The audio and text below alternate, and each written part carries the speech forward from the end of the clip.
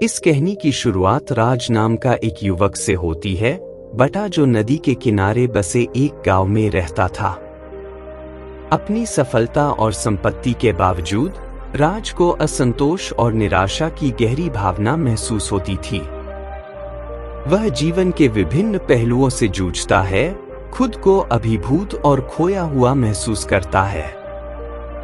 राज मदद लेने का फैसला करता है और बुद्धिमान बुद्ध के बारे में सुनता है। दृढ़ निश्चयी होकर वह उन्हें खोजने के लिए घने जंगल में यात्रा पर निकल पड़ता है। एक लंबी यात्रा के बाद राज बुद्ध को एक बड़े बोधि वृक्ष के नीचे ध्यान करते हुए पाता है।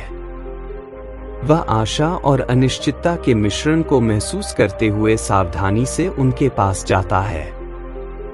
राज बुद्ध के सामने अपनी निराशा और दुख व्यक्त करता है, उसे उन विभिन्न मुद्दों के बारे में बताता है जो उसे परेशान कर रहे हैं। बुद्ध ब्रह्मचर्य की अवधारणा को समझाना शुरू करते हैं, इसके सिद्धांतों और महत्व का विवरण देते हैं। बुद्ध ब्रह्मचर्य की गलत व्याख्या या गलत तरीके से लागू करने के नुकसानों पर चर्चा करते हैं, संतुलन और समझ के महत्व पर जोर देते हैं। बुद्ध ब्रह्मचर्य के नुकसानों से बचने के बारे में व्यावहारिक सलाह देते हैं, ध्यान, संतुलन और संयम पर मार्गदर्शन देते हैं। आत्मनियंत्रण और अनुशासन का मार्ग। उन्होंने किसी के शारीरिक और मानसिक स्वास्थ्य को बनाए रखने में इसके महत्व के बारे में बात की। बुद्ध ने बार बार वीर्यनाश के नुकसानों पर प्रकाश डाला। यह महत्वपूर्ण ऊर्जा को खत्म कर देता है, जिससे शारीरिक कमजोरी, मानसिक कोहरा और एकाग्रता की कमी होती है। यह इच्छा का एक चक्र भी बनाता है, जिसे तोड़ना मुश्किल हो सकता है, जिससे और अधिक भावनात्मक संकट पैदा हो सकता है। शारीरिक रूप से आवश्यक तरल पदार्थों की कमी से थकान और जीवन शक्ति में कमी आ सकती है।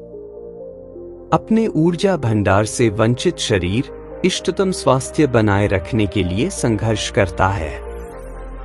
मानसिक रूप से यह मन को धुंधला कर सकता है, जिससे ध्यान केंद्रित करना या स्पष्ट रूप से सोचना मुश्किल हो जाता है। इच्छा और मुक्ति का निरंतर चक्र उत्पादक और सार्थक खोज से विचलित करता है। भावनात्मक रूप से यह निराशा और असंतोष की भावनाओं को जन्म दे सकता है। अस्थायी आनंद के बाद अक्सर खालीपन की भावना होती है, जो भावनात्मक अस्थिरता के चक्र को बढ़ावा देती है। इन चुनौतियों पर काबू पाने के लिए बुद्ध ने राज को आत्मनियंत्रण और सावधान रहने का अभ्यास करने की सलाह दी।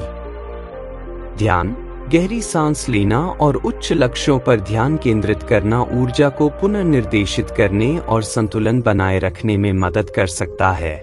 बुद्ध ने अनुशासन बनाने के महत्व पर जोर दिया।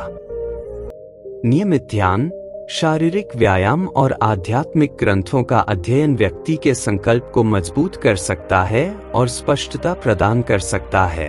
ब्रह्मचर्य के प्रति अपने समर्पण के माध्यम से राज को शांति और तृप्ति की गहरी भावना महसूस होने लगी। उसका दिमाग साफ हो गया, उसका शरीर मजबूत हो गया और उसका दिल अधिक संतुष्ट हो गया। राज अपने गांव लौट आया, उसने जो ज्ञान प्राप्त किया था उसे साझा किया। उसने आत्मनियंत्रण की शक्ति और इससे मिलने वाली शांति के बारे में बात की, दूसरों को आत्मखोज की अपनी यात्रा शुरू करने के लिए प्रेरित किया। ब्रह्मचर्य की शिक्षाओं के माध्यम से राज और उसके समुदाय को जीने का एक नया तरीका मिला।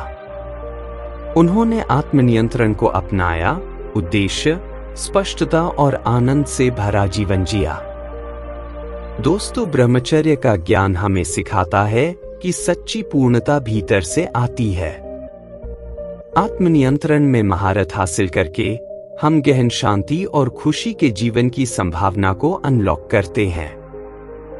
अगर आपको यह कहानी प्रेरणादायक लगी, तो आंतरिक शांति के मार्ग पर अधिक ज्ञान और मार्गदर्शन के लिए हमारे चैनल को सब्सक्राइब करें।